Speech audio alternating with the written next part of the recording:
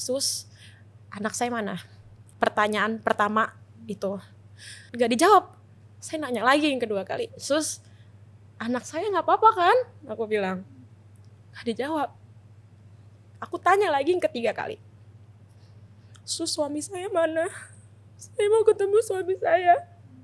Tanpa dia jawab pertanyaan apapun, kayaknya aku udah nangkep ada yang salah gitu.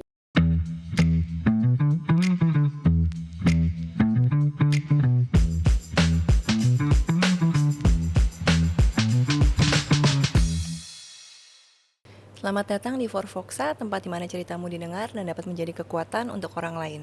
Bersama saya Gaby, teman yang mendengarkan dalam perjalanan cerita kehidupanmu. Bersama saya hari ini ada Sitka. Halo Sitka, apa kabar? Kabar baik. Terima kasih sudah datang ke Forfoxa, meluangkan waktu untuk sharing dengan teman-teman semua. Iya Kak, sama-sama. Sitka ini orang yang sangat lemah lembut dan ceria ya. Tapi di balik kelemah lembutan dan keceriaan ini sebetulnya ada kisah yang mungkin banyak orang nggak tahu ya. Bisa jadi. Dan saat ini kamu seorang ibu ya? Iya.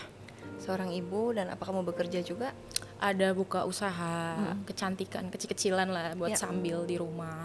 Oke, sambil mengurus anak. Iya. Ya? Dan anak kamu saat ini sudah 3 tahun? Usianya saat ini hampir 3 tahun. Ngomong-ngomong, ini namanya unik banget nih, Sitka. Ada cerita nggak dibalik nama Sitka? Iya, kebetulan nama aku itu diambil dari kota Alaska, Kak. Oke. Karena papaku seorang pelaut ya waktu itu ya. Jadi waktu aku lahir ceritanya sih katanya papa lagi di Alaska, berada di kota Sitka. Oke. Jadi ya dari situlah, jadi kasih nama aja Sitka gitu. Oh, jadi karena waktu kamu lahir lagi di kota Sitka, kasihnya namanya Sitka. Betul. Mungkin waktu itu juga sangat cantik ya, jadinya menginspirasi papa kamu ya. Iya, benar Kak. Mungkin banyak yang nggak tahu bahwa Sitka ini beberapa tahun yang lalu mengalami kejadian yang sangat berat, yaitu kehilangan anak kembar di hari kelahiran. Betul. Ya, jadi ceritanya itu aku menikah sama suami 2021. Puji Tuhan langsung dikasih kepercayaan hamil. Cuman awalnya nggak tahu kalau kembar. Excited lah ya. Ini kisah hidup yang diimpikan semua orang, menikah, hamil gitu kan, bakal punya anak gitu kan. Singkat cerita, tahu ternyata hamil kembar itu waktu usia kandungan 3 bulan. Jadi lagi cek ke rumah sakit, biasa USG, dokter bilang, Bu, ini kok jantungnya ada 2, katanya gitu. Cuman karena waktu itu nggak ngerti dan maksudnya nggak nangkep kalau kembar, aku mikirnya cacat gitu. Aku pikirnya kayak gitu, kok bisa 2? Aku pikir gitu kan. Ada keturunan riwayat kembar nggak, Bu, Bapak gitu kan? Ada, tapi jauh banget gitu. Kalau dari suami memang kebetulan banyak tante-tante dan omnya, neneknya kembar memang kalau dari suami. Akhirnya katanya, coba saya cek dulu, singkat cerita pas diarahin ke detak jantung yang bayi A berdetak gitu. Oke.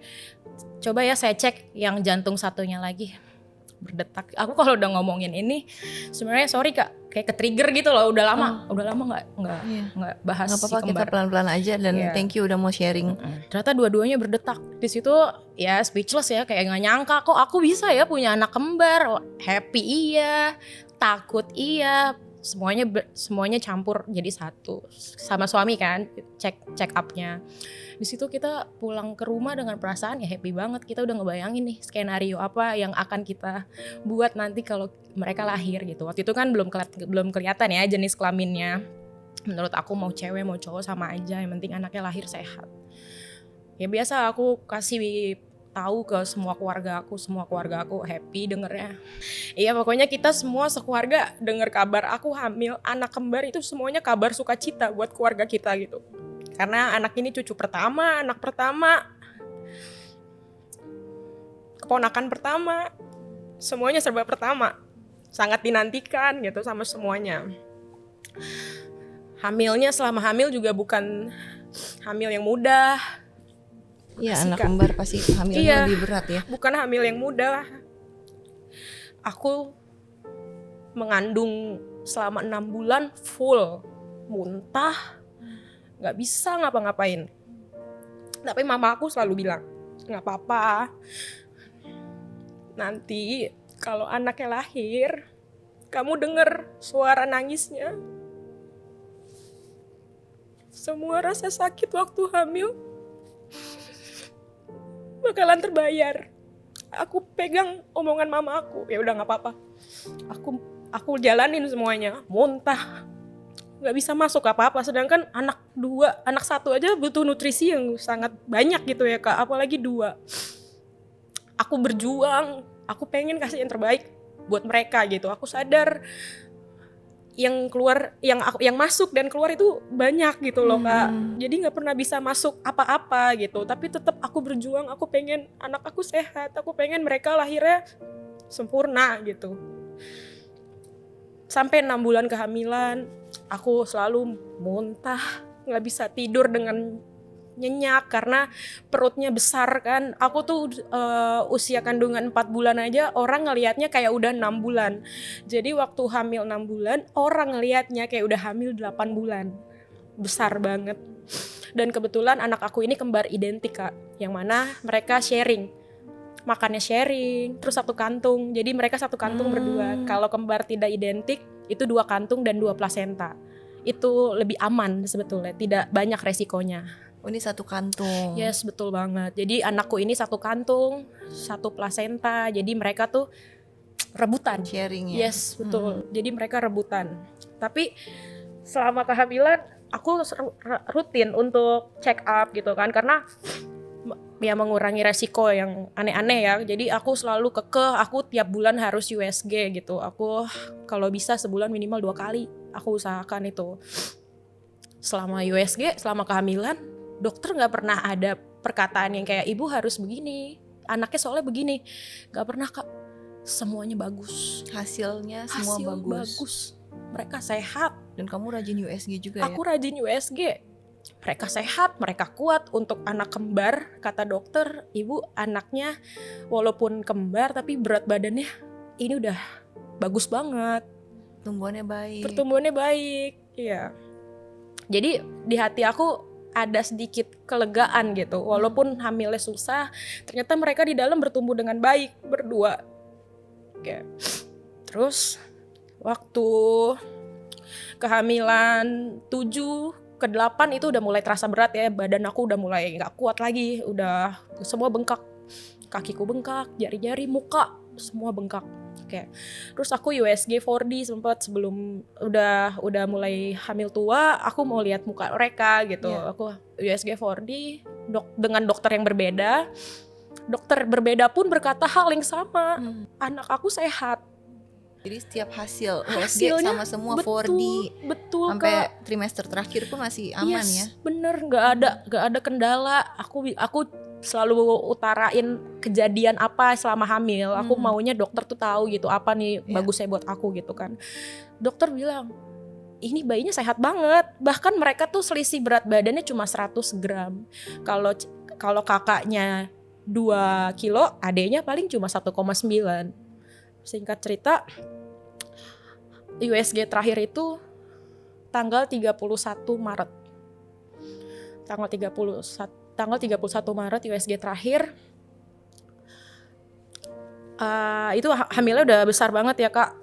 Aku udah sesek, aku udah serba gak bisa. Aku jalan sedikit, aku capek. Perutnya udah gak kuat. Aku harus kayak kalau mau jalan jauh atau agak sedikit lama di luar, itu aku udah dikit-dikit udah gak nyaman gitu. Akhirnya pas USG aku bilang sama dokter, dok, anak saya di dalam gimana nih gitu kan. Soalnya saya ngerasa kayaknya badan saya nih kayaknya udah gak kuat. Apa udah boleh masuk usia cukup untuk lahir gitu kan. Ini sudah 9 bulan berarti ya? Iya. Terus USG kan. Waktu USG yang aku tanya juga salah satunya tali pusar. Karena aku baca-baca searching kan, terus denger cerita di sosial media gitu, ada kejadian kayak kelilit tali pusar lah, air ketuban nih kenapa gitu kan. Jadi hal-hal yang kayak gitu yang selalu aku tanya setiap aku check up. Nah sampai terakhir check up itu aku tanya, dok, air ketuban saya masih bagus gak? Aku bilang gitu. Dicek bagus. Dok, anak saya ada yang kelilit tali pusar gak? Gak ada. Oke, dokter kasih aku lampu hijau untuk lahiran di minggu ini, yang mana awal April. Terus aku sebenarnya sebelum berangkat ke rumah sakit, aku ada ngomong Kak sama suami, ngomong kayak gini, Beb, nanti kalau dokter kasih lampu hijau untuk melahirkan, kayaknya aku mau bilang melahirkannya tanggal 5 deh, 5 April. Emang kenapa? Gak apa-apa kan tanggal 5 hari jadi kita, aku bilang gitu kan, sebatas itu, iseng, celetukan iseng aja. Terus selesai check up, udah selesai USG kan biasanya konsultasi sama dokter, resepin vitamin apa segala macam. Di situ aku tanya, jadi tanggal berapa baiknya dok? Aku bilang. Dokternya bilang, lihat kalender dulu kan dia. Dokternya bilang, tanggal 5 oke sih katanya gitu. Tapi tanggal 7 atau 8 aja deh bu, katanya gitu. Karena aku orang awam, aku lebih percaya perkataan dokter dan rekomendasi dokter Kak. Ya, pasti gitu ya. Nggak apa-apa kok, iya nggak apa-apa. Yang penting anak aku lahirnya sehat, selamat. Dokter lebih tahu kan dibanding aku. Gitu. Jadi dia nggak ACC tanggal 5 karena dia libur. Singkat cerita, tanggal 7 April aku udah mulai check in rumah sakit, itu jam 10 malam. Masuk UGD kan, untuk di CTG, cek CTG, detak jantung, tensi segala macam. Di situ memang aku karena udah hamilnya berat, aku sering sesak nafas, nafasnya agak berat. Cuman aku pikir kayaknya wajar deh karena hamilnya 2 berat kali ya. Jadi aku nafasnya kayak lebih berat gitu. Terus udah masuk ke UGD, suster dateng, cek segala macem, dipakein alat CTG itu yang kayak gesper ya Kak. Di situ lumayan lama karena nggak nemu detak jantungnya malam itu jam 10 malam tanggal 7 itu ya. Yes, karena operasinya tanggal 8 pagi. Jadi buat persiapan operasi kan biasanya mau masuk ke rumah sakit cek dulu ya. Di situ nggak ketemu detak jantungnya. Dua-duanya. Tapi entah kenapa pas bidan bilang suster perawatnya bilang ini, dia nggak langsung kayak ngomong nggak ada detak jantungnya, mungkin dia nggak enak dan takut kali ya. Aku pikir kayak gitu. Cuman waktu itu aku benar-benar nggak ada rasa panik Kak, karena aku pede. Selama ini kan hasilnya bagus, nggak mungkin. USG aman Aku gitu. sepede itu, aku seyakin itu anak ini sehat. Jadi pas dicek ternyata nggak ada detak jantungnya, aku masih denial kayak alat lu kali rusak gitu. Terus susternya bilang gini, yaudah bu coba ibu istirahat dulu aja, mungkin babynya capek karena ibu sebenarnya udah keberatan nih nafasnya jadi agak susah, ibu istirahat dulu aja, kalau nggak pancing sama makanan. Sebenarnya rada nggak make sense ya, sebenarnya yang detak jantung ya detak aja gitu kan, ya kan, nggak perlu aku pancing makanan ya, jantung kan tetap berdetak, pikirku. Cuman malam itu aku bilang, kenapa nggak di USG aja? Jawaban susternya, coba saya tanya dulu ya sama dokter jaga. Terus dia kasih tahu kalau malam itu nggak ada yang bisa pakai alat USG, nggak ada yang bisa ngecek aku, termasuk bidannya, termasuk susternya, termasuk dokter jaganya. Terus aku nurut, ya lagi aku percaya sama rumah sakit. Mereka lebih tahu, mereka udah berapa banyak nanganin orang-orang hamil ya kan, aku pikirnya kayak gitu, ya udah aku nurut aja. Sampai berjalan, terus waktunya berjalan. Kok aku kayak nggak diapa-apain ya? Karena dokter kandunganku nggak bisa datang malam itu, bisanya besok pagi. Singkat cerita, aku dimasukin ke kamar persalinan ke atas, ganti baju kayak baju operasi gitu. Tapi nggak langsung ditindak kan, itu kayak cuma biar aku lebih nyaman aja. Aku dikasih oksigen, udah mulai diinfus, berapa jam sekali dicek lagi CTG, hasilnya tetap sama, tidak ada detak jantung. Di situ aku udah mulai merasa ada yang salah gitu.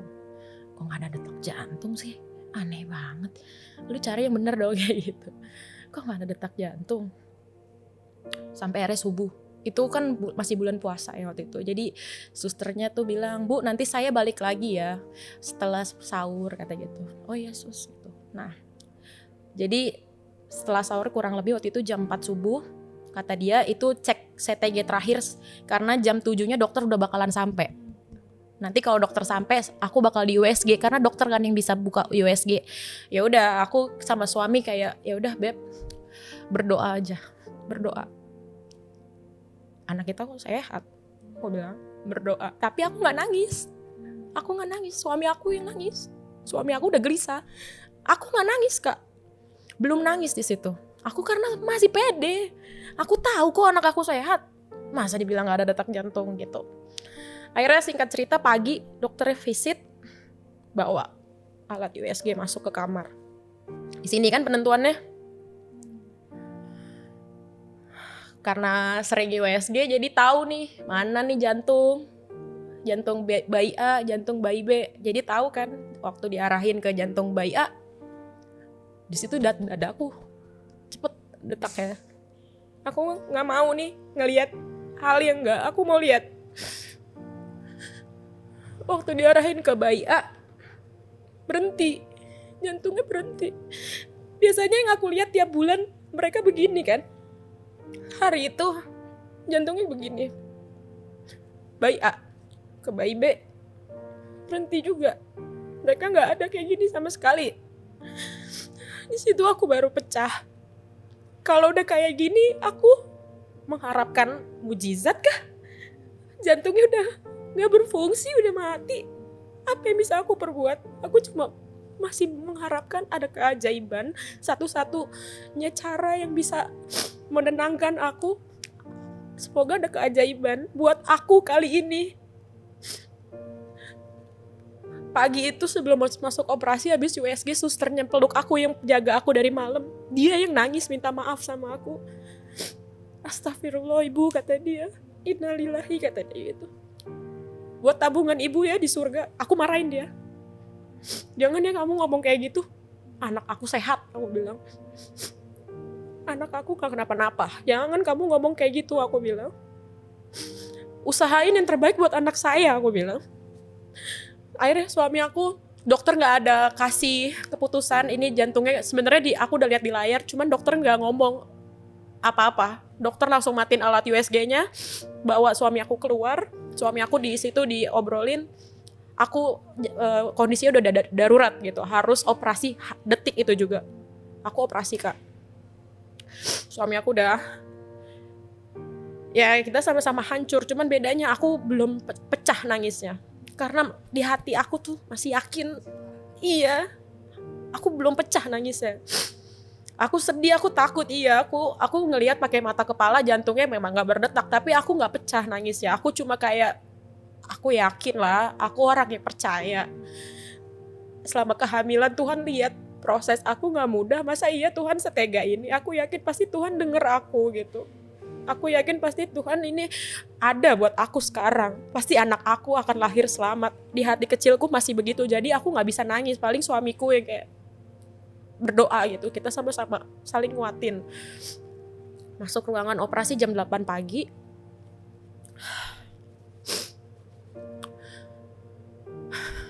Situ penentuannya kan. Kata orang-orang kan kalau melahirkan sesar itu dibiusnya cuma bagian pinggang ke bawah. Tapi hari itu aku ngantuk banget. Aku bilang sama suster gini, padahal aku udah niatin ya kak, maksudnya sebelum masuk operasi itu aku udah niatin kayak aku gak mau tidur, aku gak mau kelewatan momen. Iya, aku mau nagih itu momen itu biar terbayar semua sakitnya kemarin gitu. Aku gak mau tidur, tapi entah kenapa waktu baru selesai persiapan operasi di ruangan itu aku ngantuk.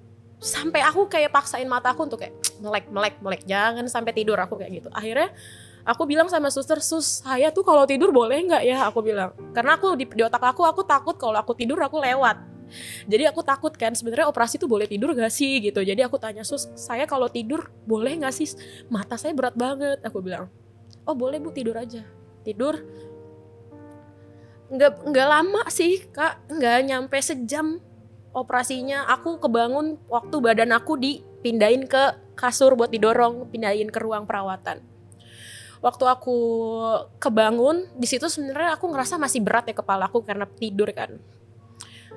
Aku aku lihat mereka nih perawat, ada yang cowok ada yang cewek kan, kok mukanya pada nggak menunjukkan kebahagiaan ya. Maksudnya kan biasanya kalau perawat ya selamat ya bu, anaknya sehat. Ini tidak ada, aku nggak dengar satu kalimat pun dari mereka. Akhirnya aku tanya sama suster, sus anak saya mana?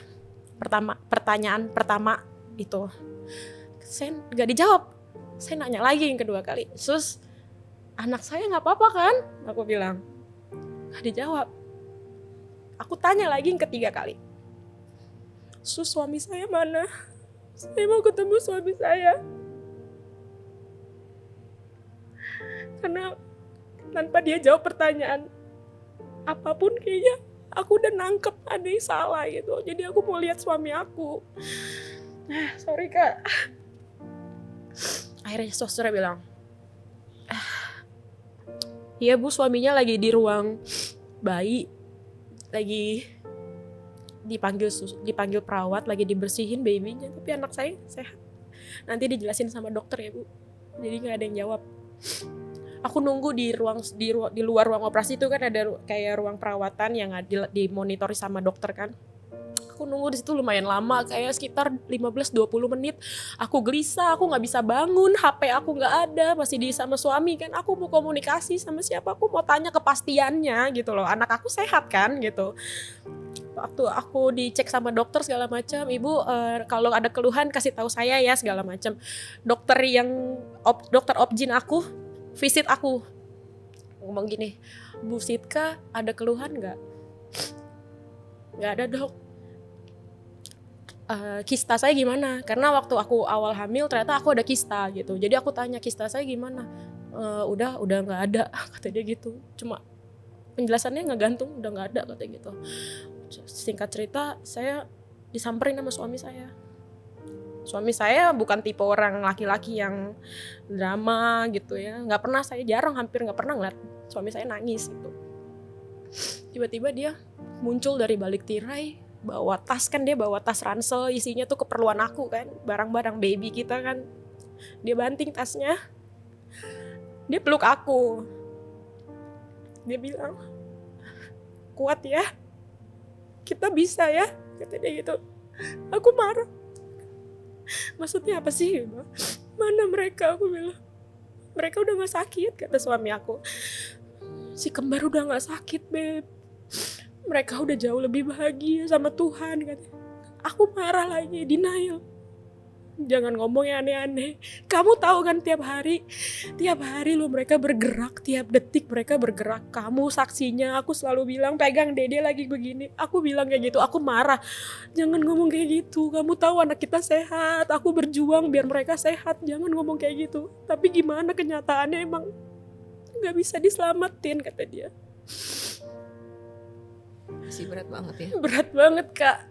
Aku nggak pernah cerita sedetail ini sih sama teman, karena menurut aku sama siapapun ya, bahkan sama mama sendiri juga aku nggak bisa cerita sedetail ini, karena menurut aku ya udahlah ya, maksudnya ini masalah aku, ini kejadiannya di aku, orang lain aku nggak mau kayak nambahin beban mereka gitu, takutnya mereka sedih lihat aku sedih gitu kan. Akhirnya aku bilang ya udah, aku mau lihat mereka. Aku kan nggak bisa bangun, masih operasi. Aku mau lihat mereka.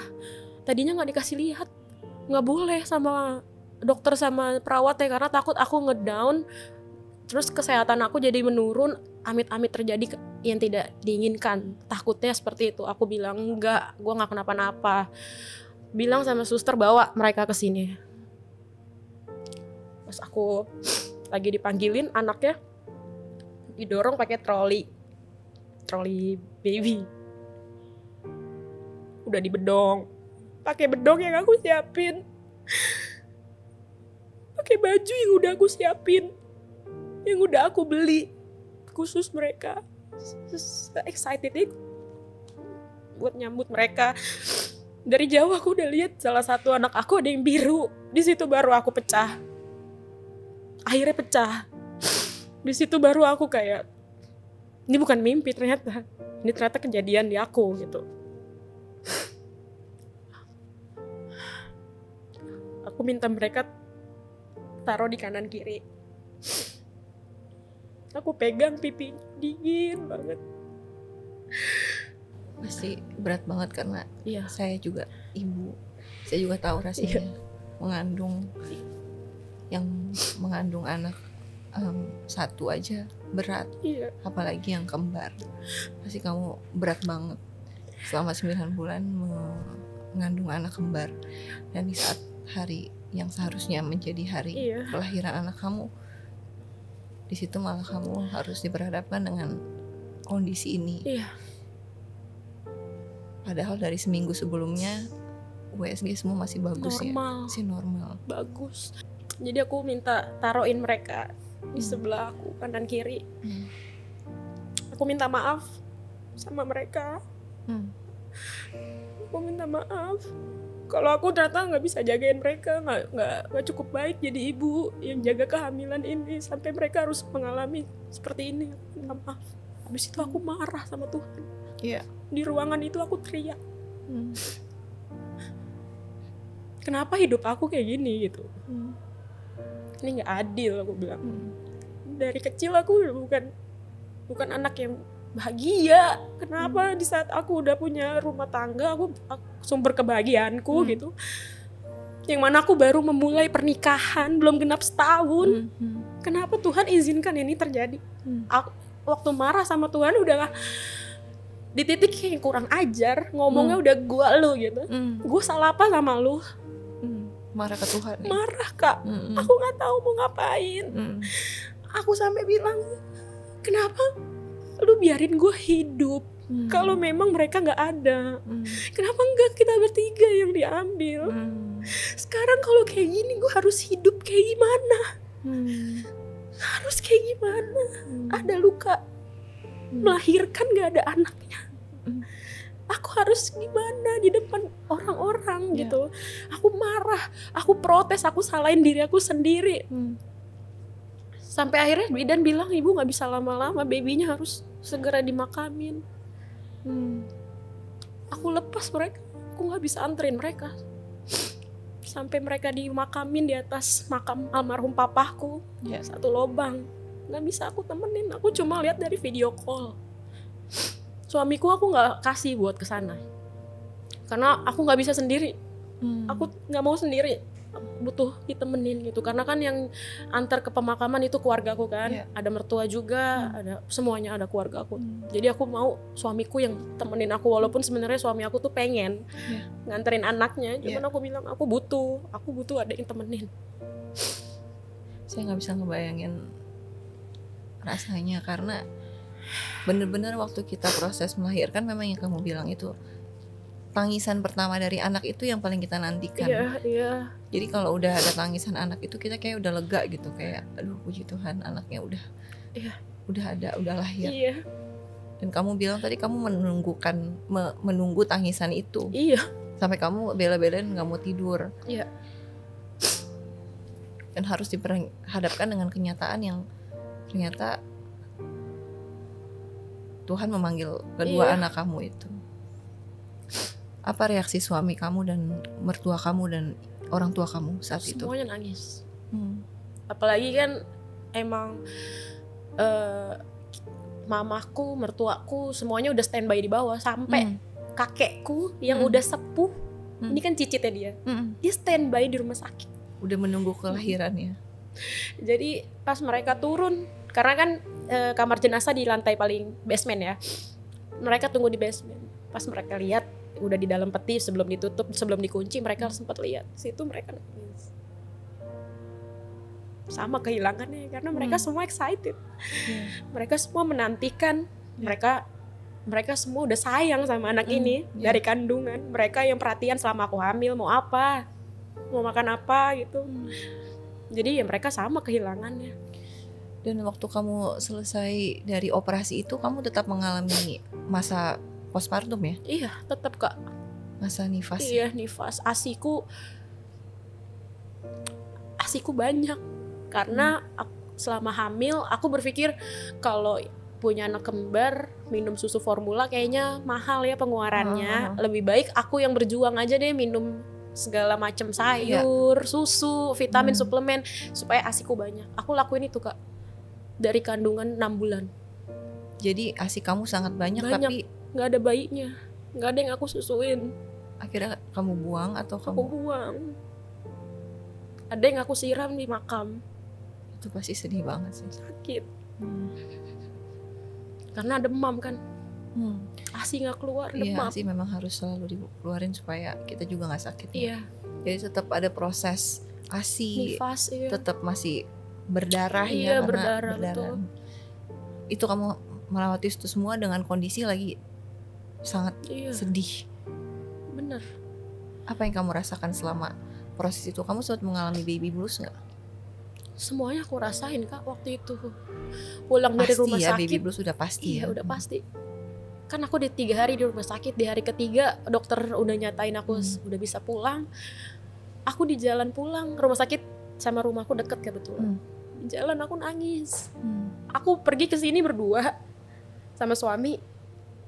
Pulang berdua lagi. Nggak jadi berempat.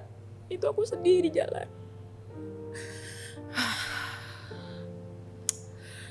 Semuanya udah aku persiapin yang terbaik Kak. Ya.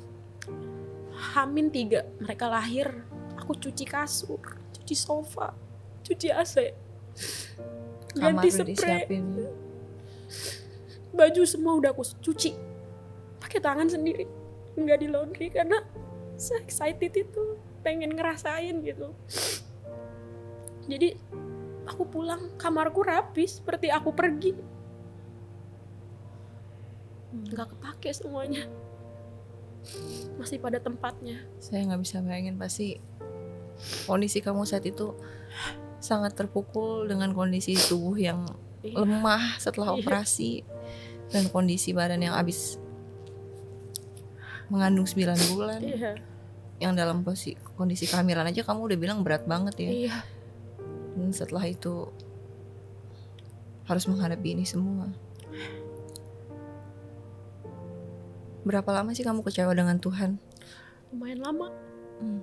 Lumayan lama. Sampai sekarang juga masih berproses Kak untuk membangun hubungan yang sempat renggang sama Tuhan. Tapi bukannya aku jadi orang yang jahat sama Tuhan, tapi aku lebih kayak mau berdoa nggak terucap di mulut. Doaku Masih ada didengar sakit gak? Iya. Doaku didengar gak? Kalau aku minta didengar gak? Kemarin aku ada kejadian ini padahal aku udah berdoa gitu kira-kira ya. Selama mengandung apa kurang berdoa aku? Masa ya aku nggak pernah berdoa untuk keselamatan anak-anak? Tapi ternyata nggak didengar. Jadi hubungannya begitu marah sama Tuhan. Iya. Orang nasihatin tentang kebaikan Tuhan, Iya. itu banyak Kak yang nasihatin aku, dan aku menghargai nasihat itu. Aku tahu mereka sayang, mereka peduli sama aku, tapi momen itu semuanya mental. Iya. Nggak ada satu kalimat kekuatan yang bisa nancep di aku.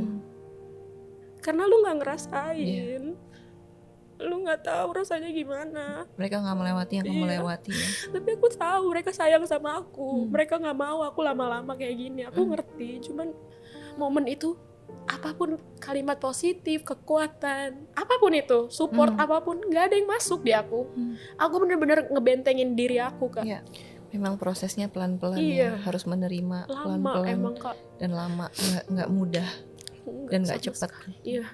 Kamu sempet ceritain kejadian ini di sosial media juga ya, di TikTok. Iya. Jadi waktu aku hamil itu, hamil udah lumayan kelihatan perutnya, aku tuh sering bikin konten iseng-iseng lah Kak. Mencoba keberuntungan aja, siapa tahu kan bisa cari uang dari sini, platform ini kan. Jadi aku sering bikin konten kayak hospital bag kayak gitu. Aku keperluan. Terus aku anak-anak. bikin konten ngerapiin lemari, pokoknya berbau dengan persiapan kelahiran lah. Itu viewersnya emang tiba-tiba naik, padahal nggak ekspektasi sih, nggak ada bayangan sama sekali bakal begitu. Karena aku murni kayak biar kenang-kenangan aja, karena memang sebelumnya kan emang nggak ada followers kan, emang konten iseng aja gitu. Ternyata banyak penontonnya. Dan banyak yang komen, banyak banget yang bilang kayak, "Kak, sehat ya, aku gak sabar nih nunggu kakak lahir anaknya." banyak. Entah kenapa waktu aku hamil kembar itu, aku kan sering ya, aku aktif lah di Instagramku sendiri gitu. Aku emang orangnya kayak aktif di sosial media sendiri gitu. Itu tuh teman-teman, bahkan orang yang nggak aku kenal ya, misalnya dia follow aku, lihat aku di TikTok, tiba-tiba follow IG cuma pengen lihat perkembangan aku hamil. Jadi aku ngerasa kayak selama hamil si kembar tuh banyak banget orang yang care, yang aku nggak kenal. Banyak dukungan dari dunia online. Betul. Akhirnya makanya aku jadi kayak ya udah deh share aja kalau lagi ngapain nih selama kehamilan gitu. Makanya followersnya jadi ikut naik kan karena dari viewers itu kan. Akhirnya jadi banyak yang udah berekspektasi aku nih mau lahiran dikit lagi. Iya.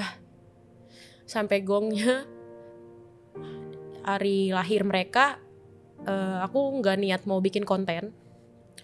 Aku cuma pengen masukin video pemakaman mereka pakai lagu di TikTok, karena waktu itu aku belum ngerti kan pakai aplikasi lain selain TikTok.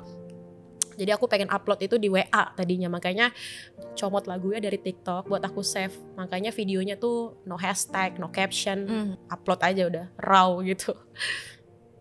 Viewersnya nembus 7 juta.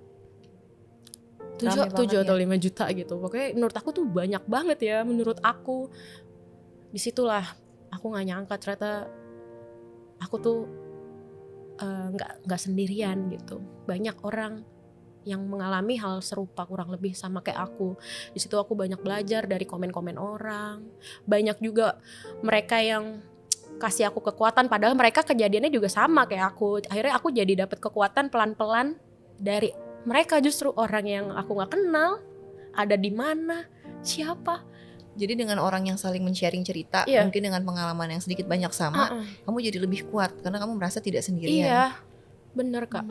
Seberapa membantu sih sharing orang-orang itu? Lumayan, menurut kamu? karena mereka ada 1-2 komen kayak yang bilang aku juga sempat kayak gini, cuman nggak lama aku isi lagi. Jadi di situ kayak aku masih bisa hamil. Kamu jadi ada harapan lagi. Iya, aku jadi ada harapan lagi, pelan-pelan. Jadi dukungan dari orang-orang juga meskipun kita nggak kenal, sebetulnya itu sangat membantu ya. Iya. Untuk membuat kita merasa tidak sendiri. Iya, betul banget.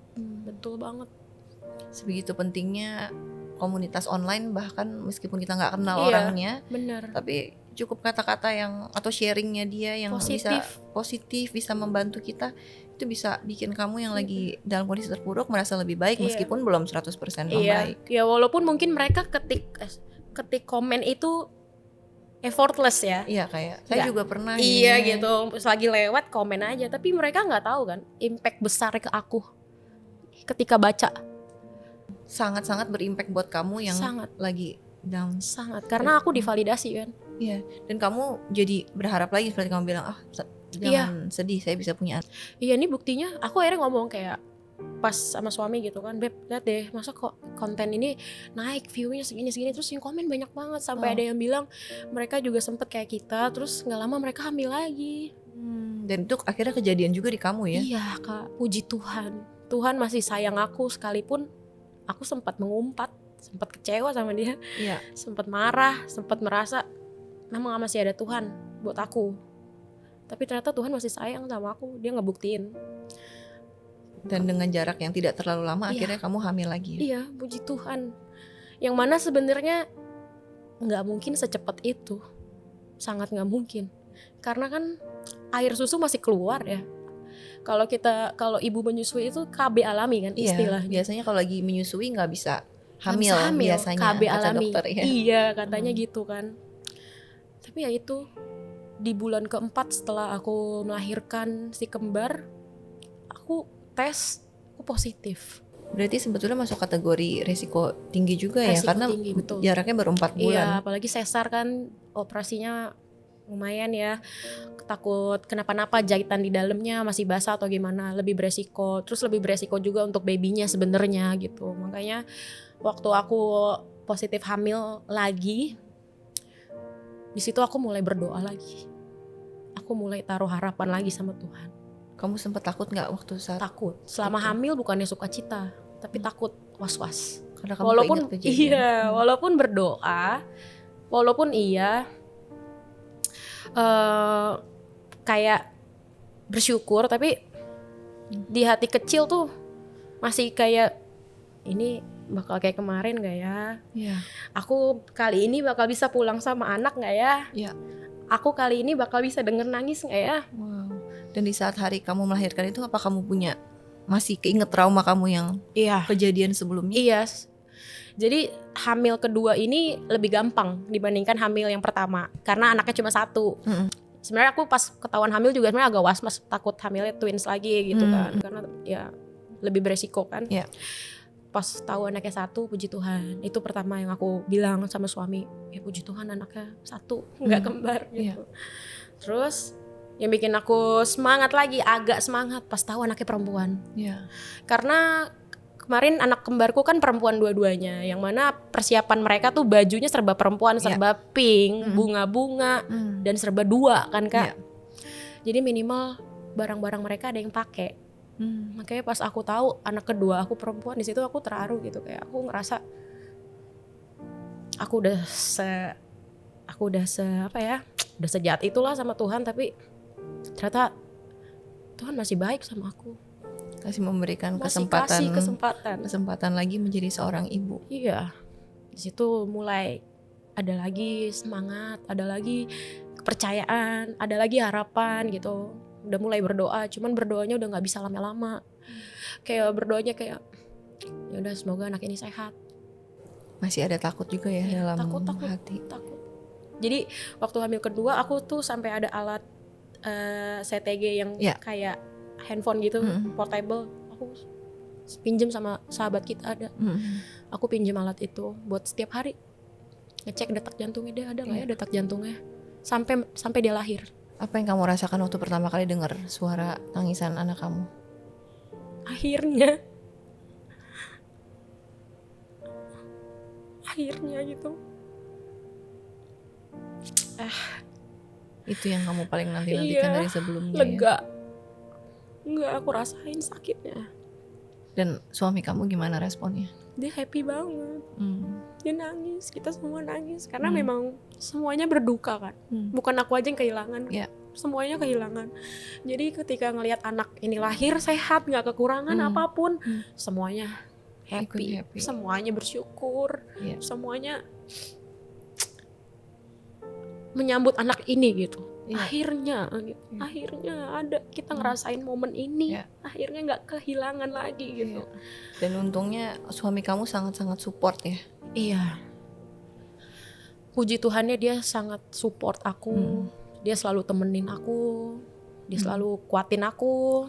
Dia selalu aku mau apa, kalau lagi ngidam dia selalu usahain, selalu ada.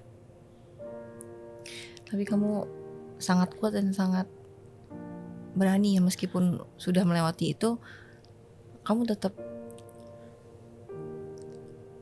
dan suami kamu tetap kami akan terus berusaha dan akhirnya punya anak lagi. Iya, karena pas momen aku berduka di rumah tuh, di kamar aku kan nggak kemana-mana. Aku nggak mau kemana-mana. Aku di rumah pegangin bedong. Pegangin bedong si kembar gitu sambil di rumah. Ya terserah lah mau ngapain di dalam kamar aku, tapi di rumah nggak mau kemana-mana. Itu sendirian kan, kadang suami kan suka kerja keluar gitu. Kalau di kamar itu kadang aku nggak bisa nih kayak gini, aku bilang. Pikiran buat mengakhiri hidup. Oh, kamu sempat kepikiran? Oh iya dong Kak. Alasan aku hidup apa? Darah dagingku diambil, nggak ada semangat. Nggak ada semangat. Apa yang aku mau lanjutin dari hidupku? Nggak ada. Apa yang membuat kamu tetap bertahan akhirnya? Iya, ya akhirnya salah satu yang bikin aku bertahan selama masa berduka itu ternyata Tuhan ingetin aku lewat lagu. Sebenarnya nggak sengaja sih, lewat lagu almarhum Melita Sidabutar. Yang apa? Kau paling tahu yang terbaik bagiku. Itu tiba-tiba lewat di kepala aku. Waktu berduka nggak mau dengerin rohani nggak mau. Oke. Nggak mau. Jadi kamu dikuatkan lewat lagu itu ya. Kalau lebih tahu yang terbaik bagiku gitu. Di situ aku kayak, iya sih bener. Siapa yang tahu? Cuma Tuhan. Ya. Dan sekarang setelah bertahun-tahun kemudian, waktu kamu melihat ke belakang, apa kamu merasa ini jalan yang terbaik meskipun kamu nggak tahu? Aku Aku nggak bisa jawab itu terbaik atau enggak sih Kak, karena rasa kehilangannya sampai sekarang pun Iya. masih sakit gitu ya. Cuman yang aku syukuri dari ini semua adalah menjadikan aku pribadi yang tentunya jauh lebih dewasa ya, dari segi cara pandang melihat sesuatu ya. Iya. Mungkin dulu ketika belum mengalami itu semua, mungkin aku pribadi yang menyebalkan. Mungkin kalau sekarang aku lebih bisa meredam semuanya gitu. Ternyata masalah ini tuh nggak ada apa-apanya ketimbang kesedihan gue yang kemarin. Jadi lu Iya. sabar aja kalau soal ini gitu. Kalau sekarang Mentalnya jauh lebih kuat. jadi lebih tough, iya. Aku jadi lebih kayak udahlah, ini cuma sepele, Ya. nggak ada apa-apanya sama yang kemarin kehilangan gitu. Jadi aku lebih bisa apa ya, ngerem kali ya Kak. Ya. Jadi nggak mau kayak pribadi yang sebelumnya aja gitu. Mungkin di luar sana banyak orang yang mengalami hal seperti kamu, yang kayak seperti kamu bilang waktu kamu sharing di sosial media, ternyata banyak orang yang mengalami hal yang sama. Dan itu pasti berat banget untuk ibu-ibu yang mengalami dan bapak-bapak juga ya pastinya. Apa pesan kamu untuk mereka? Aku cuma mau berpesan, jangan pernah putus asa sama diri kita. Jangan pernah menyalahi diri sendiri, terutama jangan nyalahin Tuhan, karena sebenarnya Tuhan yang paling tahu segala sesuatunya. Besok kita jadi apa itu Tuhan yang tahu duluan gitu. Jadi menurut aku emang kita bersedih, kita kehilangan gak apa-apa. Memang prosesnya kita harus nangis dulu gak apa-apa. Cuman jangan pernah sampai lupa untuk balik lagi sama Tuhan. Karena gak ada yang bisa kita lakuin selain berserah sama Tuhan. Itu aja sih. Dan apa harapan kamu ke depan untuk anak kamu yang saat ini yang berusia 2,5 tahun dan untuk suami kamu mungkin? Aku cuma pengen aku dan suami ini panjang umur. Amin. Biar bisa temenin Kimiko sampai dia besar. Itu kerinduan aku, ngelihat dia tumbuh besar jadi anak yang sehat, jadi anak yang kuat, jadi anak yang takut Tuhan. Itu kerinduan aku Kak. Kamu ibu yang sangat hebat, sudah melewati banyak hal yang berat, sangat berat bahkan. Saya sebagai ibu juga bisa merasakan karena saya sendiri pernah mengandung, pernah melahirkan. Sedikit cerita juga, saya dulu pernah waktu anak saya yang terakhir ini mau melahirkan juga 2 minggu terakhir beratnya nggak naik karena ternyata kelilit tali pusar. Dan tapi puji Tuhan bisa lahir dengan selamat dan dengan sehat. Tapi meskipun di 2 minggu terakhir beratnya naik mungkin sedikit ya. Jadi secara nggak langsung dia tuh sebenarnya nggak makan apa-apa karena kelilit pusar. Dan saya dengar cerita kamu jadi berpikir, memang saya belum tentu bisa sekuat kamu lah kalau saya mengalami kejadian itu. Jadi saya sangat salut sama kamu dan sangat tersentuh dengan cerita kamu. Kamu ibu yang hebat, ibu yang kuat. Pasti kamu bisa menjadi ibu yang baik untuk anak kamu. Dan saya yakin cerita kamu juga bisa menjadi kekuatan untuk banyak orang, supaya mereka juga gak gampang menyerah, tetap berharap sama Tuhan, dan juga merasa bahwa mereka gak sendirian. Ada orang-orang lain yang mengalami kejadian yang sama dan akhirnya bisa melewati semua dengan baik. Dan yang kamu bilang adalah yang penting sebagai suami harus sangat mendukung ya. Dalam masa-masa seperti itu. Peran sangat penting itu dari suami ya, sebagai orang yang menguatkan kita secara mental, secara emosi. Ini berat banget. Sitka, thank you untuk sharing kali ini. Saya yakin cerita kamu bisa menjadi kekuatan untuk banyak orang. Terima kasih sudah mendengarkan. Saya harap cerita ini mendatangkan kekuatan. Sampai jumpa di episode Forfoxa berikutnya. 'Cause your voice matters.